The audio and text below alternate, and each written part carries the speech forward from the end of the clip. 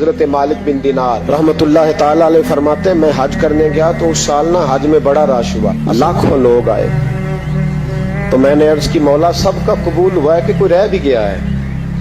تو فرماتے مجھے خواب آئی اور بتایا گیا لاکھوں کا قبول ہو گیا۔ بڑا بے نیاز ہے اللہ، بڑا بے نیاز ہے، بڑا کریم ہے۔ چاہے تو گھر بیٹھے بیٹھے کہے ماں باپ کا چہرہ دیکھ میں تجھے حج کا ثواب، دیکھ ماں باپ کا چہرہ کا سب کا قبول ہوا، ایک ہے محمد بن ہارون بلخی اس کا نہیں قبول ہوا۔ فرماتے ہیں میں سویرے اٹھا تو میں ڈھونڈنے لگا کہ بلخ کے لوگ، خراسان کے لوگ کہاں ٹھہرے ہوئے ہیں، وہاں علیحدہ علیحدہ ہوتے ہیں نا، یہ پاکستانیوں کی بلڈنگیں، یہ انڈین ہیں، یہ فلان ملک ہیں۔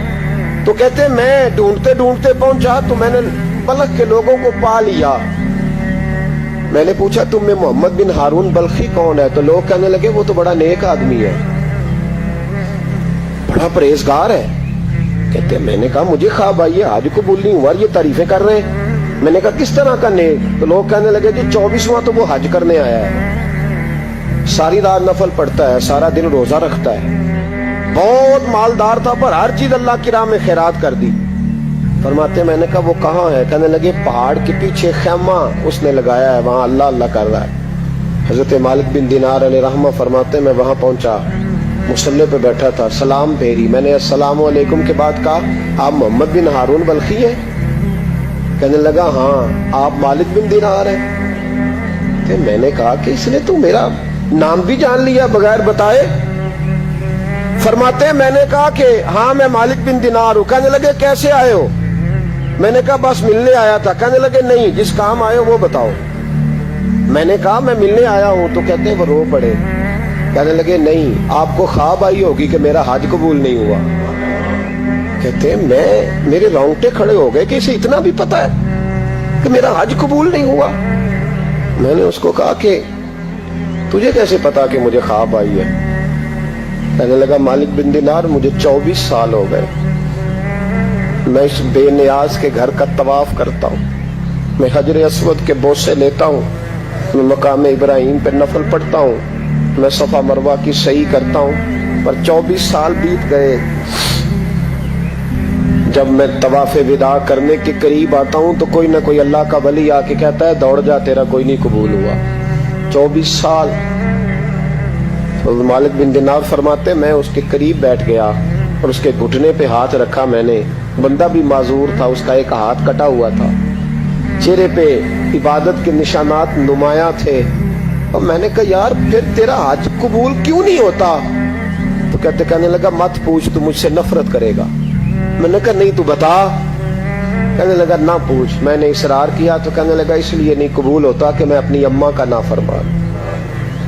تو ماں کا نافرمان کیا ہوا؟ تو کہنے لگے اللہ نے دولت دی، جائیدادیں، گھوڑے، زمینیں، میں عیاش ہو گیا، میں اللہ کے دیے ہوئے مال کو ناجائز جگہ خرچ کرنے لگا۔ ماں میری بوڑھی تھی، عبادت گزار تھی، مجھے سمجھاتی تھی۔ رمضان کا مہینہ، عصر کے بعد اماں تنور میں روٹیاں لگا رہی، میں گھر آیا شراب کے نشے میں، اماں روٹی دو۔ ماں کہنے لگی شرم کر، روزہ رکھا نہیں تو جنہوں نے رکھا ہے ان کا تو خیال کر۔ کہتے ہیں یہ لفظ میں نے سنے تو ماں کو ایک تھپڑ دے مارا، اماں جلتے ہوئے تندور میں گر گئی، لوگوں نے مجھے کمرے میں بند کر دیا۔ کہتے ہیں ساری رات میں شور سنتا رہا پر نشے میں پڑا رہا۔ اگلے دن ظہر کے بعد آنکھ تب کھلی جب میری بیوی الماریوں سے کپڑے نکال رہی تھی۔ میں نے کہا کہاں جا رہی ہو؟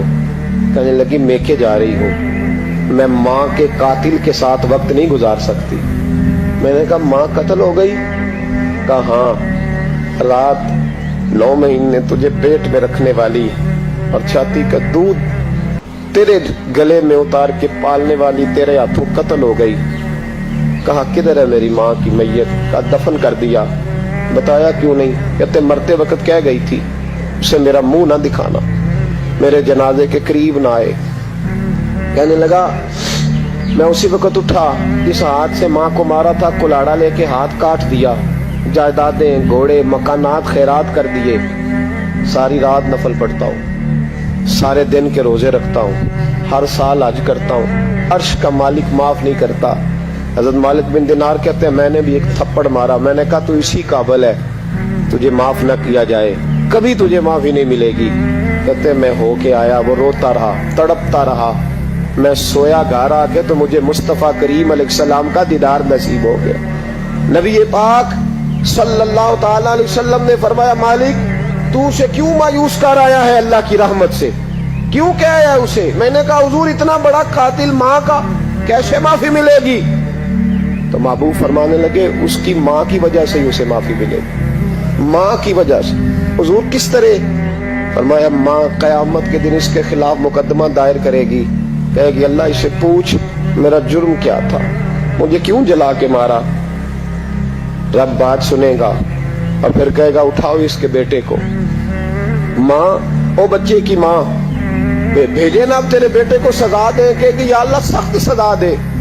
تو رب کریم فرمائے گا اٹھاؤ اسے جہنم میں لے جاؤ.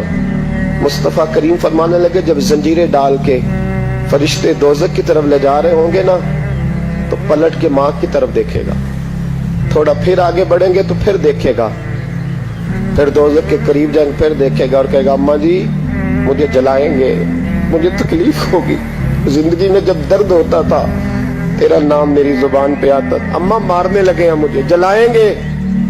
میرے مصطفیٰ کریم فرمانے لگے وہ ماں اسے جلا کے مار دیا, وہ میدان محشر بول پڑے گی, کہے گی اللہ اے اللہ اے اللہ. رب کریم فرمائے گا کہ عرض کرے گی مولا میں نے معاف کیا تو بھی اسے معاف کر دے.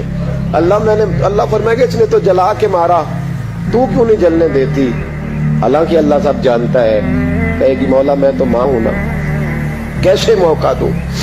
میرے محبوب فرمانے لگے مالک اللہ اسے اس کی ماں کی وجہ